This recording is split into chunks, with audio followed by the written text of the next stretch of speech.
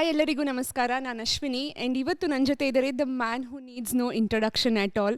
ಇವರು ಎಲ್ಲ ಭಾಷೆಗಳಲ್ಲೂ ಅಭಿನಯನ ಮಾಡಿದ್ದಾರೆ. ತಮಿಳ್, ತೆಲುಗು, ಕನ್ನಡ, ಮಲಯಾಳಂ, ಇಂಗ್ಲಿಷ್ ಎಲ್ಲ ಸಿನಿಮಾಗಳಲ್ಲೂ. ಇವರನ್ನು ನಾವು ತೆರೆ ಮೇಲೆ ನೋಡ್ತಾ ಇದ್ದರೆ ಇವ್ರ ಹತ್ರ ನಾವು ಅಳ್ತೀವಿ, ಇವ್ರ ನಕ್ಕರೆ ನಾವು ನಗ್ತೀವಿ. ಕಳೆದ 51 ವರ್ಷಗಳಿಂದ ನಮ್ಮನ್ನು ಎಂಟರ್ಟೈನ್ ಮಾಡ್ತಾನೇ ಇದ್ದಾರೆ. ಸೊ ಇವತ್ತು ನಾವು ಸೆಲೆಬ್ರೇಟ್ ಮಾಡ್ತಾ ಇದ್ದೀವಿ ಮಿರ್ಚಿಯಲ್ಲಿ ಡಾಕ್ಟರ್ ಅನಂತ್ ನಾಗ್ ಸರ್. Welcome sir.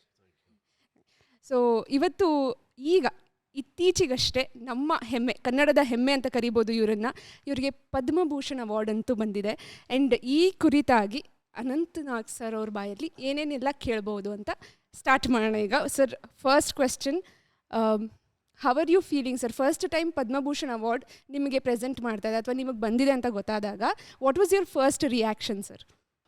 ನನಗೆ ಒಂದು ತರಹ ನಿರಾಳವಾಯಿತು, ಅಪ್ಪ ಬಂತಲ್ಲ. ಯಾಕಂದರೆ ಸುಮಾರು 3-4 ವರ್ಷಗಳಿಂದ ಅಂದರೆ ನಮ್ಮ ಪ್ರಧಾನಿಯಾದ ಮೋದಿಯವರು ಇನ್ಮೇಲೆ ಈ ಪದ್ಮ ಪ್ರಶಸ್ತಿಗೆ ಜನರಿಂದ ಸಲಹೆಗಳು, ಹೆಸರುಗಳು ಎಲ್ಲ ಬರಬೇಕು ಅಂತ ಘೋಷಣೆ ಮಾಡಿದರು. ಸುಮಾರು 2017ರಿಂದನೇ ಅಲ್ಲಿ ಏನೋ ಬದಲಾವಣೆಗಳಾಗಿವೆ. ಯಾರಿಗೂ ಸಿಗದೇ ಇರುವಂಥವ್ರು ಅಥವಾ ಎಲೆಮರೆ ಕಾಯಿ ಥರ ಅಥವಾ ಆ ಥರದ ಜನರಿಗೇ ಸಿಗೋಕ್ಕೆ ಪ್ರಾರಂಭ ಆಯಿತು. ಅಂದರೆ ಅಂಥವರಿಗೆ ಹಿಂದೆ ಸಿಕ್ಕಿದ್ದು ಕಾಣೆ.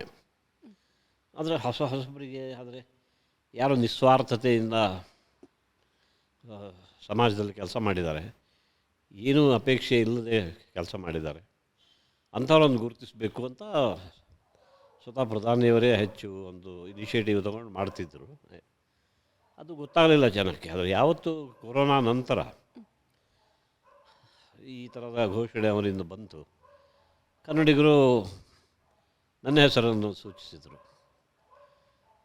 ನಮ್ಮ ಚಿತ್ರರಂಗದಿಂದ ನಮ್ಮ ರಿಷಬ್ ಶೆಟ್ಟಿ, ಆಮೇಲೆ ಹೇಮಂತ್ ರಾವ್, ರಕ್ಷಿತ್, ಇವರುಗಳು ಮೊದಲು ಒಂದು ಥರ ಇದನ್ನು ಅಂದರೆ ಸೋಷಿಯಲ್ ಮೀಡಿಯಾದಲ್ಲಿ ಅಲ್ಲಿ ಇಲ್ಲಿ ಎಲ್ಲ ಅವ್ರನ್ನ ಗೊತ್ತಾಯಿತು, ನೋಡಿದ್ದೆ ಅಂತ.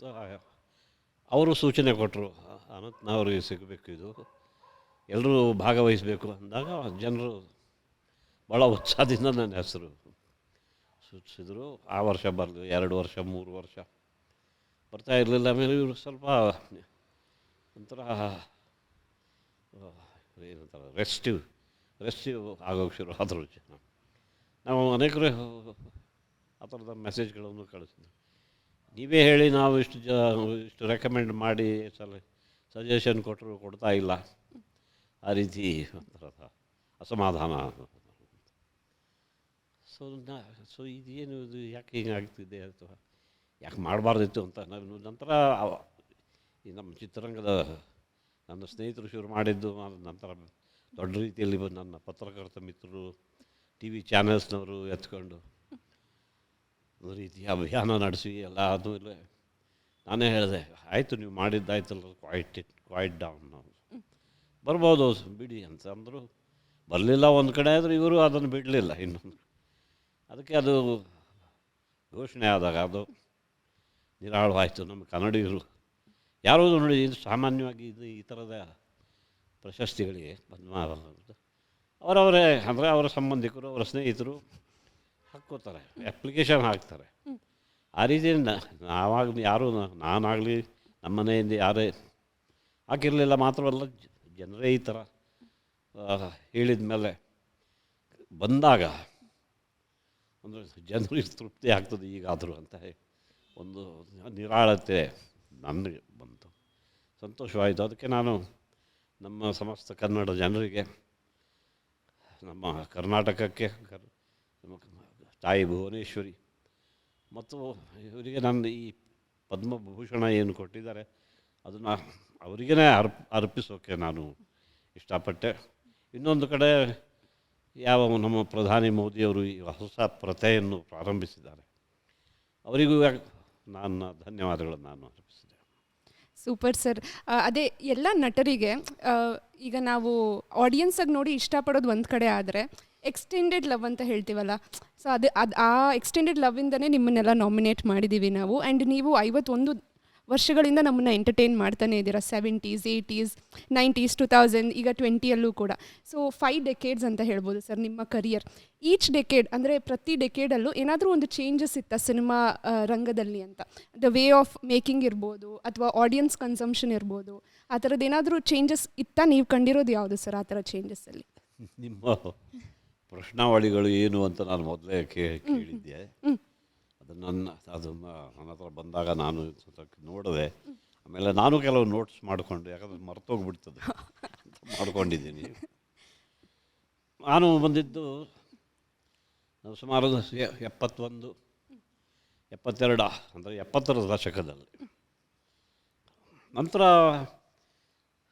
ಅದರ ನಂತರ ನಾನು ಆಗ ಇಲ್ಲಿ ನನ್ನ ಮೊದಲ ಚಿತ್ರದ ಕನ್ನಡ ಚಿತ್ರದ ಅಂದರೆ ಮೊದಲ ಚಿತ್ರದಲ್ಲೇ ಅಂದರೆ ಸಂಕಲ್ಪ ಚಿತ್ರದಿಂದ ಬಂದಾಗ, ಅದರ ನಂತರ ಕ್ರಮೇಣ ನಾನು ಆವಾಗ ಮುಂಬೈನಲ್ಲಿ ವಾಸವಾಗಿದ್ದೆ. ಅಂದರೆ ನಾವು ಕರಾವಳಿಯವರಾದರೂ ನನಗೆ ಸುಮಾರು 12 ವರ್ಷ ಇದ್ದಾಗ ನನಗೆ ಮುಂಬೈ ಕಳಿಸಲಾಗಿತ್ತು. ಸೊ ಮುಂಬೈನಲ್ಲಿ ನಾಟಕ ರಂಗದಲ್ಲೆಲ್ಲ ಕೆಲಸ ಮಾಡಿ ಅನುಭವ ಪಡೆದಿದ್ದೆ. ಸೊ ಈ ಚಿತ್ರದಲ್ಲಿ ಮೊದಲಿನಂತ ನಟಿಸಿದ ನಂತರ ಅದರ ಹಿನ್ನೆಲೆಯಲ್ಲಿ ನನಗೆ ಬಾಂಬೆಯಲ್ಲಿ ನಮ್ಮ ಯಾವ ನಾಟಕ ರಂಗದಿಂದ ಕೆಲವರು, ಅದರಲ್ಲಿ ವಿಶೇಷವಾಗಿ ಸತ್ಯದೇವ್ ದುಬೆ ಅವರು, ಅದು ಶಾಂಬ್ಯಾನಿಗಲ್ ಹತ್ರ ಕರ್ಕೊಂಡು ಹೋದರು. ಅಲ್ಲಿ ನಾನು ಮೊದಲ ಚಿತ್ರ ಅಂಕುರ್. ಅದರ ನಂತರ ಅವರ ಜೊತೆ ಸತತವಾಗಿ 6 ಚಿತ್ರಗಳಲ್ಲೇ ನಟಿಸಿದೆ, ಎಲ್ಲ 70ರ ದಶಕದ ಎಲ್ಲ. ಅದರ ಅದೇ ವೇಳೆಗೆ ಕನ್ನಡದಲ್ಲೂ ಮತ್ತೆ ಕರೆಗಳು ಬಂದವು. ಹಾಗಾಗಿ ಒಂದು ಬೆಂಗಳೂರಲ್ಲೂ, ಬೆಂಗಳೂರು ಮೈಸೂರಲ್ಲೂ ಚಿತ್ರೀಕರಣ, ಅಲ್ಲಿ ಮುಂಬೈನಲ್ಲೂ ಚಿತ್ರೀಕರಣ, ಈ ರೀತಿ 70ರ ದಶಕ ಹೋಯಿತು. ನಂತರ 80ರ ದಶಕ 90ರ ದಶಕ. ಯಾಕಂದರೆ ನಮ್ಮ ಕನ್ನಡ ಚಿತ್ರರಂಗ ಇಲ್ಲಿ ಬಂದ ಮೇಲೆ ಭಾಳಷ್ಟು ಅಂದರೆ ಏನು ನನಗೆ ಮಾಹಿತಿ ಇರಲಿಲ್ಲ ಚಿತ್ರರಂಗದ ಕುರಿತೇ. ಚಲನಚಿತ್ರಗಳನ್ನು ನೋಡಿದರೂ ಕೂಡ ಬೇರೆ ಬೇರೆ ಭಾಷೆಯಲ್ಲಿ, ಬಾಂಬೆಯಲ್ಲಿ ಹಿಂದಿ ಅಥವಾ ಇಂಗ್ಲೀಷ್ ಫಿಲ್ಮ್ಗಳನ್ನೆಲ್ಲ ನೋಡಿದರೂ ಕೂಡ, ನಾನು ಶಾಲೆಯಲ್ಲಿದ್ದಾಗ ಹೊನ್ನಾವರದಲ್ಲಿ, ನಮ್ಮ ಭಟ್ಕಳದಲ್ಲಿ, ಉತ್ತರ ಕನ್ನಡ ಉಡುಪಿಯಲ್ಲಿ ನನ್ನ ಬಾಲ್ಯ ಕಳೆದಿದ್ದಾಗ ನಾನು ಮೊದಲನ್ನು ನೋಡಿ ರತ್ನಗಿರಿ ರಹಸ್ಯ, ಹಾಗೆ ಅದರ ನಂತರ ಅನೇಕ ಚಿತ್ರಗಳನ್ನು ನೋಡ್ತಾ ಇದ್ದರೂ ಕೂಡ ಚಿತ್ರರಂಗದ ಕುರಿತು ಏನೂ ನನಗೆ ಕಲ್ಪನೆ ಇರಲಿಲ್ಲ. ಅದೇ ರೀತಿ ರಂಗಭೂಮಿ ಮೇಲೆ ಅವಕಾಶ ಸಿಕ್ಕಿ ಅಲ್ಲಿ ಸುಮಾರು 5-5.5 ದಶಕಗಳ ಕಾಲ, ಸುಮಾರು 45-50 ಭಿನ್ನ ಭಿನ್ನ ನಾಟಕಗಳಲ್ಲಿ ಅವಕಾಶ ಸಿಗ್ತಾ ಹೋಯಿತು. ಮೊದಲು ಕೊಂಕಣಿ ಕನ್ನಡ ಭಾಷೆಯಲ್ಲಿ, ನಂತರ ಹಿಂದಿಯಲ್ಲಿ ಸತ್ಯದೇವ್ ದುಬೆ ಅವರ ಪರಿಚಯ ಆದ ನಂತರ. ಸೊ ಈ ಅನುಭವದ ಆಧಾರದ ಮೇಲೆ ಹೆಚ್ಚು ಹೆಚ್ಚು ಚಿತ್ರಗಳು ಬಂದವು. ಕಡೆಗೆ ನಾನು ನೋಡಿದೆ, ಒಂದು ರೀತಿ ಇಲ್ಲಿ ನಾನು ಅಭಿನಯಿಸಿದ ಚಿತ್ರಗಳಿಂದ ಪ್ರಾರಂಭವಾಗಿದೆ. ಅಂದರೆ ಇಲ್ಲಿ ಒಂದು ಹೊಸ ಅಲೆಯ ಚಿತ್ರಗಳು ಅಂತ ಒಂದು, ಅಂದರೆ ಕನ್ನಡ ಚಿತ್ರರಂಗ ನೆಲೆಯೂರಿತ್ತು. ಹಿಂದೆ 50-60ರ ದಶಕದಲ್ಲಿ ನಾಟಕರಿಂದ ಕಂಪನಿ ನಾಟಕಗಳು ಅಂತ ಏನಂತಿದ್ರು, ಅವುಗಳಿಂದ ಬಂದವರೆಲ್ಲರೂ ಒಂಥರ ಒಂದು ಸಮೂಹವೇ ಒಂದು ರೀತಿ ಚಿತ್ರರಂಗಕ್ಕೆ ಬಂತು. ಅವರ ಹತ್ರ ಪ್ರಚಂಡ ಅನುಭವ ಇತ್ತು. ಆ ಅನುಭವದ ಆಧಾರದ ಮೇಲೆ ಕನ್ನಡ ಚಿತ್ರರಂಗ ಪ್ರಾರಂಭವಾಯಿತು. 50ರ ದಶಕ, 60ರ ದಶಕ, ನಾನು ಬಂದಾಗ 70ರ ದಶಕ ಚಿತ್ರರಂಗ ಒಂದು ನೆಲೆಯೂರಿತ್ತು. ಸೊ ಅದರಿಂದ ಸ್ವಲ್ಪ ಭಿನ್ನವಾದ ಚಿತ್ರಗಳನ್ನು ಕೊಡಬೇಕು ಅಂತ ಒಂದು ಹೊಸ ಅಲೆಯ ಚಿತ್ರಗಳು ಅಂತ ಪ್ರಾರಂಭ. ಅದರ ಮೊದಲ ಚಿತ್ರ ಸಂಸ್ಕಾರ, ವಂಶವೃಕ್ಷ, ನಾನು ನಟಿಸಿದ ಸಂಕಲ್ಪ, ಈ ರೀತಿ. ಸೊ ಆ ಚಿತ್ರರಂಗ ಮೊದಲಿಂದ ನೆಲೆಯೂರಿತ್ತು. ಈ ರೀತಿಯ ಚಿತ್ರಗಳು ಬಂದು ಸುಮಾರು ನಾನು ಬಂದಾಗ ನಟಿಸಿದ ಚಿತ್ರಗಳಂದರೆ ಸಂಕಲ್ಪ, ಹಂಸಗೀತೆ, ಕನ್ನೇಶ್ವರ ರಾಮ, ಅನುರೂಪ, ಈ ರೀತಿಯ ಎಲ್ಲ ಹೊಸ ಬಗೆಯ ಹೊಸ ಅಲೆಯ ಚಿತ್ರಗಳು ಅಂತ. ಅಲ್ಲಿಂದ ನನಗೆ ಕನ್ನಡ ಚಿತ್ರರಂಗದಲ್ಲೂ ಬೇರೆ, ಅಂದರೆ ಮೊದಲಿಂದ ನಾನು ಹೇಳಿದೆ ಇದು ಹೊಸ ಅಲೆಯ ಚಿತ್ರಗಳು. ಇದರ ಪ್ರೇಕ್ಷಕ ವರ್ಗ ಚಿಕ್ಕದಿತ್ತು ಮತ್ತು ಕಲಾತ್ಮಕ ಚಿತ್ರಗಳನ್ನೇ ಹೆಚ್ಚು ಮಾಡಬೇಕು ಅನ್ನೋ ರೀತಿ ಇವರ ನಿಲುವು. ಆದರೆ ನಟನಾದವನಿಗೆ ನಾಟಕರಂಗವೂ ಒಂದೇ, ಚಿತ್ರರಂಗವೂ ಒಂದೇ. ಈಗ ನಂತರ ಟಿ ವಿಯಲ್ಲಿ ಅಥವಾ ಈ ಬೇರೆ ರೀತಿ ಟಿ ವಿಯಲ್ಲೂ ಕೂಡ ನಟನೆ ಮಾಡಲೇಬೇಕು, ಯಾವುದೇ ಮಾಧ್ಯಮ ಇರಲಿ. ಆದರೆ ನನಗೆ ರಂಗಭೂಮಿಯ ಅನುಭವ ಇದ್ದಿದ್ದರಿಂದ ಮ್ಯಾಟ್ರ್ ಆಫ್ ಅಡ್ಜಸ್ಟ್ಮೆಂಟ್ ಆಯಿತು ಸಿನಿಮಾ ಮಾಧ್ಯಮಕ್ಕೆ. 70ರ ದಶಕದಲ್ಲಿ, 80ರ ದಶಕದಲ್ಲಿ, 90ರ ದಶಕದಲ್ಲಿ ಹೀಗೆ ಪ್ರಾರಂಭ ಆಯಿತು. ಅದು ಚಿತ್ರರಂಗ ತುಂಬ ಚೆನ್ನಾಗಿ ನಡೀತಾ ಇತ್ತು. ಆವಾಗ ಒಂದು ಸುಂದರವಾದ ವ್ಯವಸ್ಥೆ ಇತ್ತು. ಪ್ರಬಲವಾದ ನಿರ್ಮಾಪಕರಿದ್ದರು, ನಿರ್ದೇಶಕರಿದ್ದರು, ಆಮೇಲೆ ಒಳ್ಳೆಯ ಕಥೆಗಳನ್ನು ಹೆಣೆಯುವವರು, ಕವಿತೆಗಳನ್ನು, ಕವನಗಳನ್ನು, ಪದ್ಯಗಳನ್ನು ಬರೆಯುವವರು, ಆಮೇಲೆ ಮ್ಯೂಸಿಕ್ ಡೈರೆಕ್ಟರು. ಈ ರೀತಿ ಕಥೆಯ ಮೇಲೆಯೇ ಚಿತ್ರಕಥೆಯ ಮೇಲೆ ಕೆಲಸ ಮಾಡಿ ಇರುವಂಥವರು ಬಹಳ ಜನ ಇದ್ದರು. ಎಲ್ಲರ ಪ್ರಯತ್ನದ ಮೇರೆಗೆ ಚಿತ್ರರಂಗ ಬಲವಾಗಿ ನೆಲೆಯೂರಿತ್ತು. ಈ ರೀತಿ 70, 80, 90ರ ದಶಕದಲ್ಲೂ ಇದೇ ರೀತಿ ನಡೆದಿದ್ದರಿಂದ ಕನ್ನಡ ಚಿತ್ರರಂಗ ತುಂಬ ಹೆಸರಾಯಿತು. ಆದರೆ ಕ್ರಮೇಣ change is the law of nature ಅಂತಾರಲ್ಲ, ಹಾಗೆ ಬದಲಾವಣೆಗಳಾಗ್ತವೆ. ಆಗ್ತಾ ಕ್ರಮೇಣ ಇದ್ರ ಜೊತೆ ಇನ್ನೊಂದು ಕಡೆ ವಿತರಕರು ಅಂದರೆ ಡಿಸ್ಟ್ರಿಬ್ಯೂಟರ್ಸ್ ಅಂತಾರೆ. ಆ ಡಿಸ್ಟ್ರಿಬ್ಯೂಟರ್ಸ್ ಆಲ್ಸೋ ವುಡ್ ಬಿ, ಅಂದರೆ ಪ್ರೊಡ್ಯೂಸರಿಗೆ ಸಹಾಯಕವಾಗಿ ಅವರು ಫೈನಾನ್ಸು ಅದೆಲ್ಲ ಮಾಡ್ತಿದ್ದರು. ಪ್ರದರ್ಶಕರು ಎಕ್ಸಿಬಿಟರ್ಸ್ ಅವ್ರದ್ದು ಒಂದು ಈ ರೀತಿ.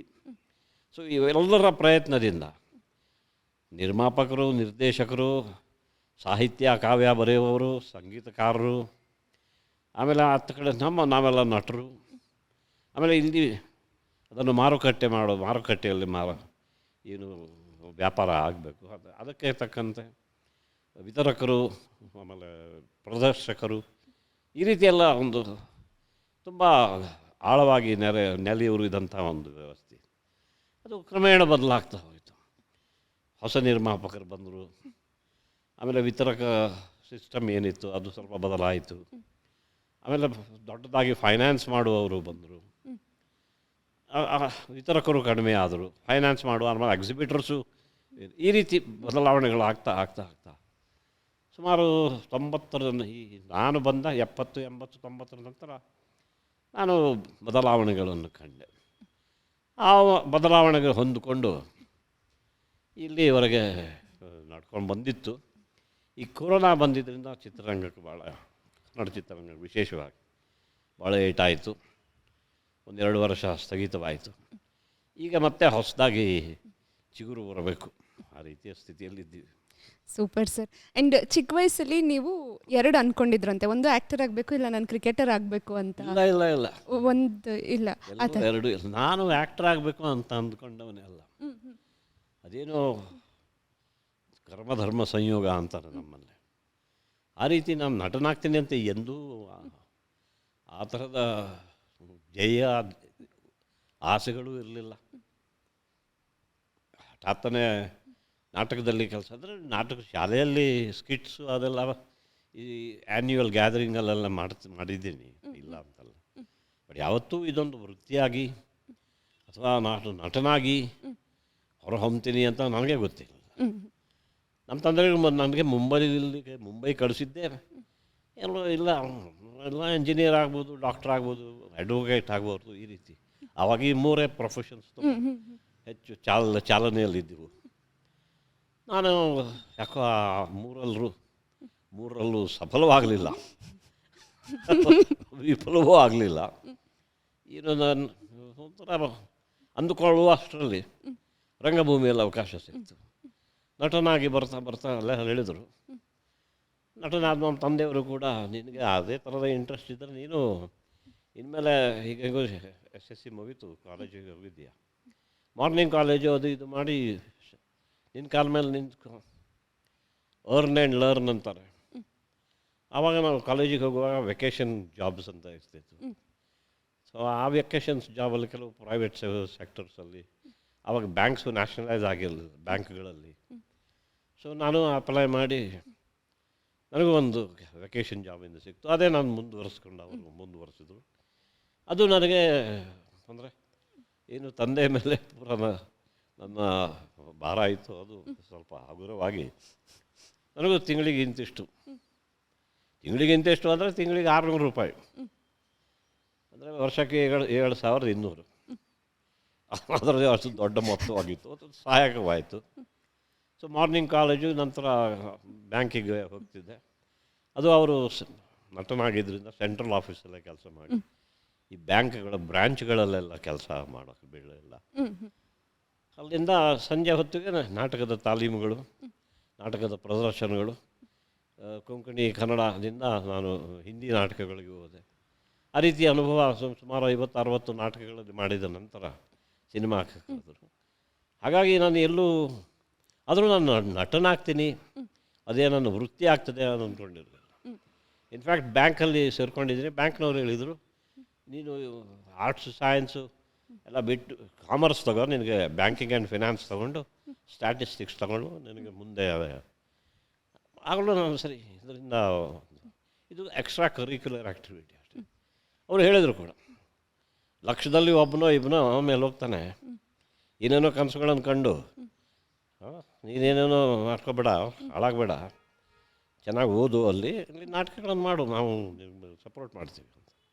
ನಂತರ ಚಿತ್ರರಂಗದಿಂದ ಆಫರ್ ಬಂದಾಗಲೂ ಭಾಳ ಜನ ತಮಾಷೆ ಮಾಡೋರು ಅಥವಾ ಕೆಲವರು ಚುಚ್ಚುವರು ಕೂಡ, ಏನೇನೋ ಹಗಲು ಕನ್ಸ್ಕೊಳ್ಬೇಡ, ಕರಡಿಯಲ್ಲಿ ಸರಿಯಾಗಿ ಮುಖ ನೋಡ್ಕೊ ಮೊದಲು, ಪಾಪ ನಿಮ್ಮ ತಂದೆ ಅಲ್ಲಿ ಕಷ್ಟಪಟ್ಟು ನೀನು ಕಳಿಸಿದ್ರೆ ಓದು, ಏನೋ ದೊಡ್ಡವನಾಗ್ತೀನಿ ಅಂದರೆ ನೀನು ಹೋಗಿ ನಾಟಕ ಸಿನಿಮಾ ಎಲ್ಲ ಸೇರ್ಕೊಂಡ್ಬಿಟ್ಟಿದ್ದೆ ಅಂತ. ಆ ರೀತಿ ಆದರೆ ಕ್ರಮೇಣ ಯಾಕೋ ಇದು ಕ್ರಿಕೆಟರ್ ಆಗೋ ಆಸೆ ಯಾವತ್ತು. ಯಾಕಂದರೆ ನಾವು ಶಾಲೆಯಲ್ಲಿದ್ದಾಗ cricket was just one of the games. Test match ಅದು ಇದು ಆಗ್ತಿತ್ತು. ನನಗೆ ಮೊದಲಿಂದ ಟೆನ್ನಿಸ್ ಕಡೆ ಒಲವು. Okay okay. ಆಗ ರಾಮನಾಥನ್ ಕೃಷ್ಣನ್ ಅಂತ, ಅವರು ಒಳ್ಳೆ ಟೆನ್ನಿಸ್ ಪ್ಲೇಯರು. ಆಮೇಲೆ ಆಗ ಇನ್ನೂ ಪವರ್ ಟೆನ್ನಿಸ್ ಸಚ್ ಬಂದಿರಲಿಲ್ಲ. ಅವರು ಟಚ್ ಆರ್ಟಿಸ್ಟ್ ಅಂತಿದ್ರು ಅವರಿಗೆ. ಅವ್ರ ಜೊತೆ ಪ್ರೇಮ್ಜಿತ್ ಲಾಲ್, ಜೈದೀಪ್ ಮುಖರ್ಜಿ, ನಂತರ ನಮ್ಮ ವಿಜಯ್ ಅಮೃತರಾಜ್, ಇವರೆಲ್ಲ ಟೆನ್ನಿಸ್ಸಲ್ಲೇ ಸರ್. ನನಗೆ ಆ ಟೆನ್ನಿಸ್ ಭಾಳ ಇಷ್ಟವಾಗಿತ್ತು. ಯಾಕಂದರೆ it's 1 against 1. Correct. Unlike cricket, football of course 10 versus 10, 2 goalkeepers. ಇಲ್ಲಿ ಕ್ರಿಕೆಟಲ್ಲಿ ಆಗಲ್ವಲ್ಲ, 11 versus. ಆ ಗೇಮ್ ನನಗೆ ಭಾಳ ಇಷ್ಟ ಆಗ್ತಿತ್ತು. ಆದರೆ ಕ್ರಿಕೆಟ್ ಆಗಬೇಕು, ಕ್ರಿಕೆಟಿಗೇನೋ ಆಗಬೇಕು ಅಂತ ನಾನು ಇರಲಿಲ್ಲ ಯಾವತ್ತೂ. ಆ್ಯಂಡ್ ಆಲ್ಸೋ ನೀವು ಅವರನ್ನ ರಾಂಗ್ ಅಂತ ಪ್ರೂವ್ ಮಾಡಿಬಿಟ್ರಿ ಸರ್. ಲಕ್ಷದಲ್ಲಿ ಒಬ್ಬರು ಆಗ್ತಾರೆ ಅಂತ ಹೇಳಿದ್ರಲ್ಲ, ಆ ಲಕ್ಷದಲ್ಲಿ ಒಬ್ಬರು ನೀವೇ ಆಗಿದ್ದೀರಾ ಈಗ. ಅದು ವಿಧಿ ಲಿಖಿತ. Super sir. ಆ್ಯಂಡ್ ಎಷ್ಟು ಸಿನಿಮಾಗಳನ್ನು ಮಾಡಿದ್ದೀರಾ ಸರ್? ಆಲ್ಮೋಸ್ಟ್ ಎಲ್ಲ ಥರ ಪಾತ್ರಗಳನ್ನು ನೀವು ಆಲ್ರೆಡಿ ನಿಭಾಯಿಸ್ಬಿಟ್ಟಿದ್ದೀರಾ. ಲೈಕ್ ಯಾವುದಾದ್ರೂ ಒಂದು ಡ್ರೀಮ್ ರೋಲ್ ಇತ್ತಾ ನಿಮಗೆ, ಈ ಥರ ಪಾತ್ರ ಇನ್ನೂ ಮಾಡೋಕ್ಕೆ ಆಗಲಿಲ್ವಲ್ಲ ನನಗೆ ಅಂತ ಇದೆಯಾ? ಆ ಥರ ಯಾವುದಾದ್ರೂ ಒಂದು ರೋಲು? ಅಂದರೆ ಸಿನಿಮಾ ರಂಗದಲ್ಲಿ ಇದ್ಕೊಂಡು 10 ವರ್ಷ 20 ವರ್ಷ ಆಗ್ತಾ ಏನಾದರೂ ಒಂದು ಮಾಡಬೇಕು ಅಂತ ಅನ್ನಿಸ್ದಾಗ, ನಾನು ಕಾಲೇಜಿನಲ್ಲಿರುವಾಗ ಅಥವಾ ನಂತರ ನಾಟಕ ರಂಗಕ್ಕೆ ಬಂದ ನಂತರ ಕೂಡ ಬಾಂಬೆಯಲ್ಲಿ ಒಂದೆರಡು ಸಿನಿಮಾಗಳನ್ನು ಬಹಳ ಹಿಡಿಸಿದ್ವು. ಅದರಲ್ಲೂ ಒಂದು ಇಂಗ್ಲೀಷ್ ಫಿಲ್ಮ್ ಬೆಕೆಟ್ ಅಂತ ಒಂದು ಬಂದಿತ್ತು. ನಮ್ಮ ಮೊದಲು ಗೊತ್ತಿರಲಿಲ್ಲ, ಆಮೇಲೆ ಆ ಚಿತ್ರ ನನಗೆ ಬಹಳ ಹಿಡಿಸ್ತು. ಅದರಲ್ಲಿ ಸುಮಾರು ಐ ಥಿಂಕ್ 18th ಸೆಂಚುರಿಯಲ್ಲಿ ಅದರ ಹಿನ್ನೆಲೆ ಬ್ರಿಟಿಷ್ ರಾಜ ಅಂತ. ಅಲ್ಲವರೆಲ್ಲ ಕ್ರಿಶ್ಚಿಯನ್ ದೇಶಗಳು, ಅದರಲ್ಲೂ ಇವರು. ಅದರಲ್ಲೂ ಆವಾಗ ಅಂದರೆ ಕ್ಯಾಥೋಲಿಕ್, ಪ್ರೊಟೆಸ್ಟೆಂಟ್ ಅಂತ 2 ಗುಂಪುಗಳಲ್ಲಿ. ರಾಜ ಅಂದರೆ ಅವರಿಗೆ ಸ್ವಲ್ಪ ಧರ್ಮ, ರಿಲಿಜನ್ ಆ್ಯಂಡ್ ಪಾಲಿಟಿಕ್ಸ್ ಅಂದರೆ ಕ್ರಿಶ್ಚಿಯಾನಿಟಿಯಲ್ಲಿ ಪೋಪ್ ಇಟಲಿಯಿಂದ ರೂಲ್ ಮಾಡ್ತಿರ್ತಾನೆ, ಅವರ ಆಜ್ಞೆ ನೀನು ಪರಿಪಾಲಿಸಬೇಕು ಅಂತ. ಸೊ ಅದರಲ್ಲಿ ಅವರಿಗಿಬ್ಬರಿಗೂ ಕ್ಲಾಶ್ ಬರ್ತದೆ. ಕ್ಲಾಶ್ ಬಂದಮೇಲೆ ಅವನೇನು ಮಾಡ್ತಾನೆ, ಅದೆಲ್ಲೋ ಇರುವ ಪೋಪ್, ಇಲ್ಲಿ ರಾಜ್ಯದ ರಾಜ ನಾನು, ಅವರು ಇವರು ಮಾತು ಕೇಳೋದು ನಾನು ನಡೆಸೋದು ಅಂದರೆ ನನ್ನ ಇಷ್ಟದಂತೆ ನಾನು ಮಾಡುತ್ತೇನೆ ಅಂತ ಅವನು ಅವರನ್ನು ಆ ಪೋಪಿಂದ ಬ್ರೇಕ್ ಮಾಡಿ ತನ್ನ ದೇಶಕ್ಕೆ ಇಂಗ್ಲೆಂಡಿಗೆ ತನ್ನದೇ ಆರ್ಚ್ ಬಿಷಪ್ ನೇಮಿಸ್ತಾನೆ. ಆಗಿನ ಕಾಲದ ರಿಚರ್ಡ್ ಬರ್ಟನ್ ಭಾಳ ಫೇಮಸ್ ಆಗ್ತರು, ಪೀಟರ್ ಓಟೂಲ್, ಅವರು ಇಬ್ಬರು very powerful, considered very powerful. So ಅವ್ರ ಮಧ್ಯೆ ಅವನನ್ನು ನೇಮಿಸ್ತಾನೆ. ಅದರ ಒಂದು ಸಲ ಅವನು ಧರ್ಮದ ಜವಾಬ್ದಾರಿ ತಗೊಂಡು ಕೂಡಲೇ ಅವನು ನಾನು ನ್ಯಾಯಯುತವಾಗಿ ನನಗೆ ಇಲ್ಲಿ ತನಕ ನೀನೇ ರಾಜ, ನೀನೇ ದೇವರು ಅಂದ್ಕೊ, ಅದು ಯಾವತ್ತು ನಾನು ಧರ್ಮದ ಹೆಸರಿನಲ್ಲಿ ಆರ್ಚ್ ಬಿಷಪ್ ಹಾಕಿದ್ದೀನಿ, ಇನ್ಮೇಲೆ ನನಗೆ ದೇವರು, ನಿನಗಿಂತ ಮೇಲೆ ದೇವರಿದ್ದಾನೆ, ಸೊ ನಾನು ಆತ್ಮಸಾಕ್ಷಿಗೆ ತಕ್ಕಂತೆ ಮಾಡ್ತೀನಿ ಅಂತ. ಅಂದರೆ ನಾನು ಹೇಳ್ದಂಗೆ ಕೇಳೋದಿಲ್ಲ ಅಂತ, ನೀನು ಹೇಳ್ದಂಗೆ ನಾನು ಕೇಳೋದಿಲ್ಲ, ಕ್ಲಾಶ್ ಆಗ್ತದೆ. ಆ ರೀತಿ ಹಿನ್ನೆಲೆಯ ಬಹಳ ಒಂದು ಆ ಚಿತ್ರ ನನಗೆ ಒಂಥರ ಡ್ರಾಮಾನೂ ಇತ್ತು, ಆಲ್ ಕೈಂಡ್. ಅದನ್ನು ನೋಡಿದ್ದೆ, ಅದರ ಒಂದು ಛಾಪು ನನ್ನ ಮನಸ್ಸಿನ ಮೇಲೆ ಆಗಿತ್ತು. ಇಲ್ಲಿ ಕನ್ನಡ ಚಿತ್ರರಂಗಕ್ಕೆ ಬಂದ ಮೇಲೆ ಕರ್ನಾಟಕದ ಇತಿಹಾಸದಲ್ಲಿ ಆ ರೀತಿ ಅಂದರೆ ಧರ್ಮ ಮತ್ತು ರಾಜ, ಧರ್ಮಾಧಿಕಾರಿ, ಅಲ್ಲಿ ಅದು ನಮ್ಮ ಇತಿಹಾಸದಲ್ಲಿ ಬಿಜ್ಜಳ, ಬಸವಣ್ಣ, ಹಾಗೆ ಇಬ್ಬರು ಕ್ಯಾರೆಕ್ಟರ್ಸು, ಕಿಂಗ್ ಒಂದು ಕಡೆ, ಆಮೇಲೆ the head of religion. So ಅದು ಆ ರೀತಿ ಇಲ್ಲ ಆಗಿರಲಿಲ್ಲ, ಬಟ್ ಬೇರೆ ರೀತಿಯಲ್ಲಿ ಕ್ರಾಂತಿ, ಆಮೇಲೆ ಅದರ ವಿರುದ್ಧ ಚಳುವಳಿ, ಇದನ್ನೆಲ್ಲ ಅದರದ್ದೇ. ಅದೊಂದು ಎರಡರಲ್ಲಿ ಯಾವುದಾದ್ರೂ ಒಂದು ಪಾತ್ರ ಹಾಕು ನಾನು ತಯಾರಿದ್ದೆ, ಬಟ್ ಅದು ನನ್ನ ಕೈಲಾಗಲಿ ನಮ್ಮ ಜನ್ರೇಷನ್ ಅವರಿಗೆ ಆಗಲಿ ಮಾಡೋಕ್ಕಾಗಲಿಲ್ಲ. ಮುಂದಿನ ಪೀಳಿಗೆಯವರು ಏನಾದರೂ ಯಾಕಂದರೆ ಆ ಮೂರು ಬಸವ ಬಿಜ್ಜಳರ ಕಥೆ ಎಷ್ಟು ರೋಚಕ ಅಂದರೆ ಅದ್ರ ಮೇಲೆ ನಮ್ಮ ಕಂಬಾರರು ನಾಟಕ ಬರೆದಿದ್ದಾರೆ, ಹಿಂದಿನ ಲಂಕೇಶ್ ಅವರು ನಾಟಕ ಬರೆದಿದ್ದಾರೆ, ಗಿರೀಶ್ ಕಾರ್ನಾಡರು ನಾಟಕ ಬರೆದಿದ್ದಾರೆ. ಆದರೆ ಅಫ್ಕೋರ್ಸ್ ಇದನ್ನು ಫಿಲ್ಮ್ ಮಾಡೋಕ್ಕೆ ಭಾಳ ಕಷ್ಟ ಇದೆ. ಆದರೆ ಇವತ್ತಿನ ಈ ಮಾಡರ್ನ್ ಯುಗದಲ್ಲಿ with all this animations, with all the modern facilities, I think it's easier to make ಅಂತ ಸೊ ನಮ್ಮ ಕೈಲಾಗಲಿಲ್ಲ, ನನ್ನ ಕೈಲೂ ಆಗಲಿಲ್ಲ. ಈಗ ಏನು ಯಂಗ್ಸ್ಟರ್ಸ್ ಇದ್ದಾರೆ.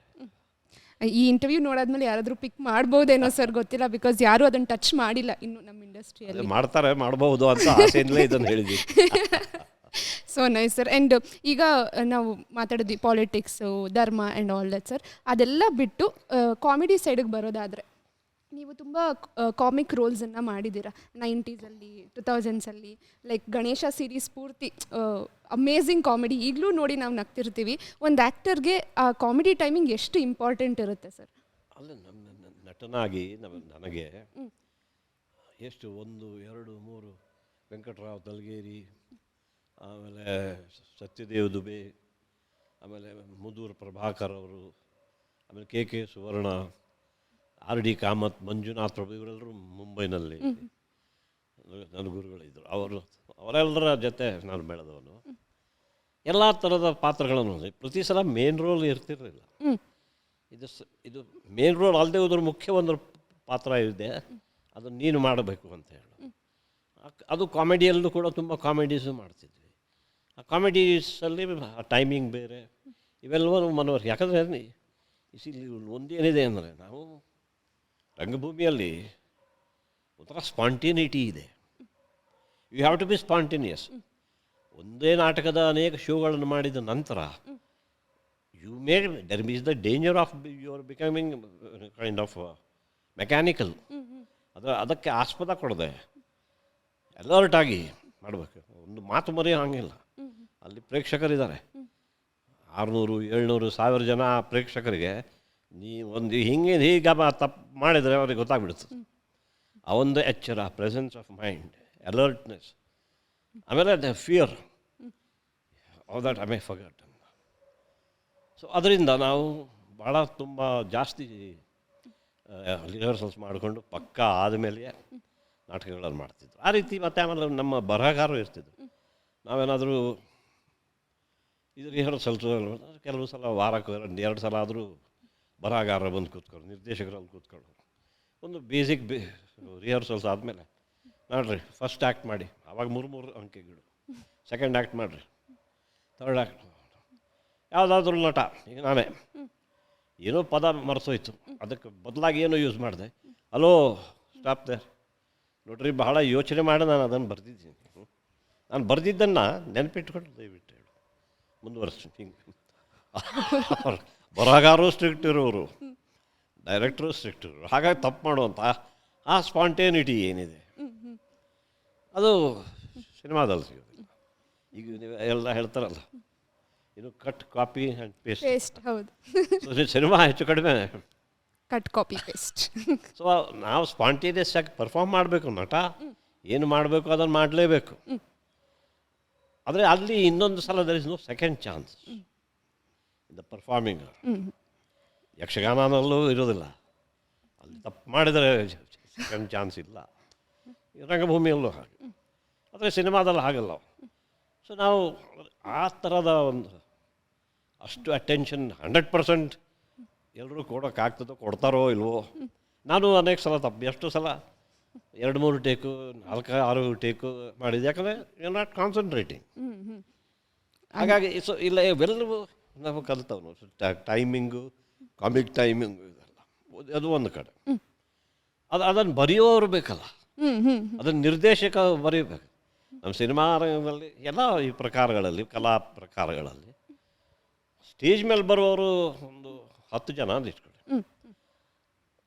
ನಾನು ಹೀರೋ ಅಥವಾ ಇನ್ನೊಬ್ಬಳು ಹೀರೋಯಿನ್ ಅಂತಿದ್ರು, ವಿದೌಟ್ ಬೇರೆಯವ್ರ ಜೊತೆ ಅವರಿಲ್ಲದೆ ನಾನು ಇರೋದಲ್ಲ. ಕರೆಕ್ಟ್.